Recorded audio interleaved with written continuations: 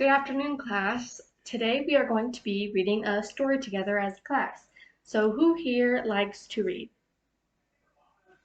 Perfect, because today we are going to be reading a really good book. And here is our objective for the class. It's after reading The Three Little Pigs, the students will be able to identify the characters, the setting, and what happens during the beginning, middle, and end of the book today. So to start off, I will ask the class, I will need one volunteer to give me an example of their favorite book. And when I have their book, I will write the title on the board and we will go over the characters, what we're learning about. So we will go over the characters of their book, the setting, what happens in the beginning, middle, and end. So we can use this as an example before we start reading The Three Little Pigs together as a class. And then after we have our example, we will begin reading our story together as a class.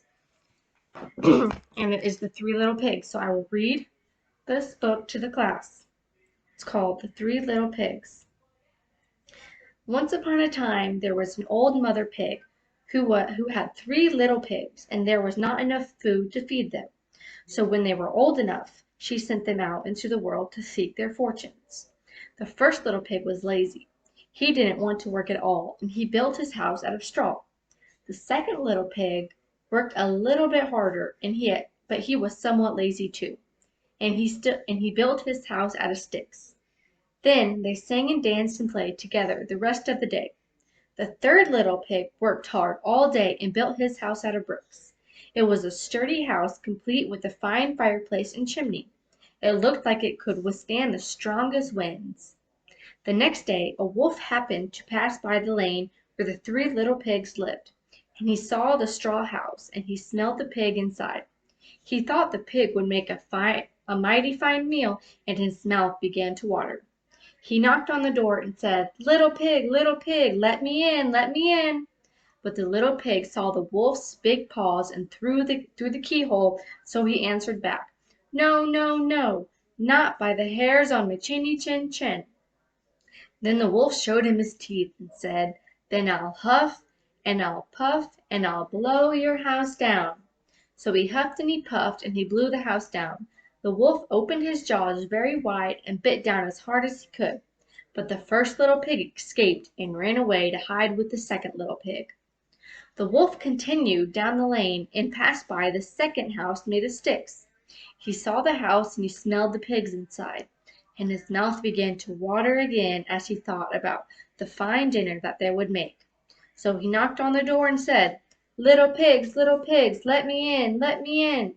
But the little pigs saw the wolf's pointy ears through the keyhole, so they answered back, "No, no, no, not by the hairs on my chinny chin chin." So the wolf showed his teeth and said, "Then I'll huff, and I'll puff, and I'll blow your house down." So he huffed and he puffed, and he blew the house down. The wolf was greedy, and he tried to catch both pigs at once, but he was too greedy and got neither of them. His big jaws clamped down on nothing but air, and the two little pigs scrambled away as fast as their little hooves could carry them. The wolf chased them down the lane, and he almost caught them. But they made it to the brick house and slammed the door before the wolf could catch them. The three little pigs there were very frightened. They knew the wolf wanted to eat them, and that was very, very true.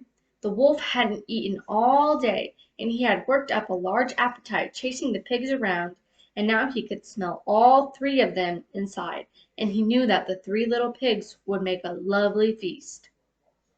So the wolf knocked on the door and said, little pig, let me in, let me in." But the little pigs saw the wolf's narrow eyes through the keyhole, and they answered back, "No, no, no, not by the hairs on our chinny chin chin." So the wolf showed his teeth and said, "Then I'll huff, and I'll puff, and I'll blow your house down." Well, he huffed and he puffed, and he puffed and he huffed, and he huffed and puffed and puffed, but he could not blow the house down. At last he was so out of breath that he couldn't huff and he couldn't puff any more. So he stopped to rest and thought a bit. But this was too much. The wolf danced with rage and swore he would come down the chimney and eat up the little pig for his dinner. But while he was climbing on the roof, the little pig made up a blazing fire and put on a big pot of full of water to boil. Then, just as the wolf was coming down the chimney, the little pig put on the lid, and plop! In fell the wolf into the scalding water. So the little pigs put on the cover again and boiled the wolf up, and the three little pigs ate him for dinner. So that is our story about the three little pigs, and now we are going to fill out this chart to name the characters in the book, the setting, the beginning of the book, the middle, and the end. So the characters in the book, this will be an assignment for the students to complete individually, and I will be there walking around the classroom to help them. For the characters in the book, there was, at the beginning, the mother bear, or the mother pig, the three little pigs,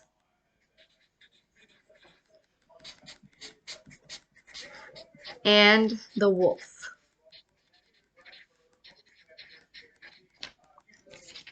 And now for the setting of the book, there were three different houses. They were down a road.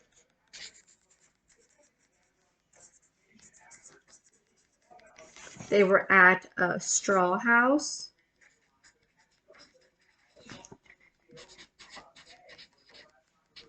a stick house, and a brick house.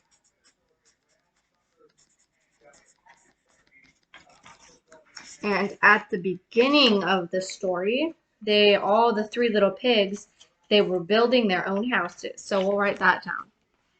Each pig built their own house.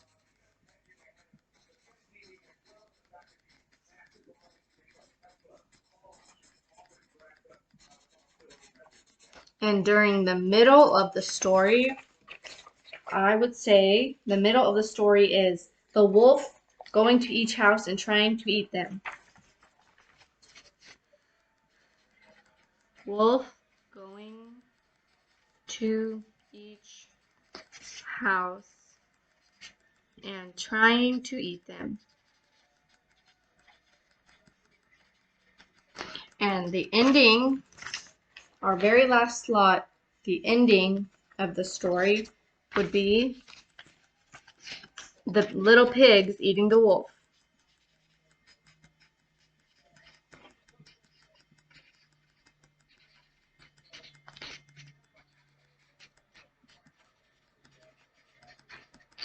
So after the students do this individually, they can color it and make it pretty so we can hang them up on our bulletin board in our classroom during this unit because we are learning about the elements of a story.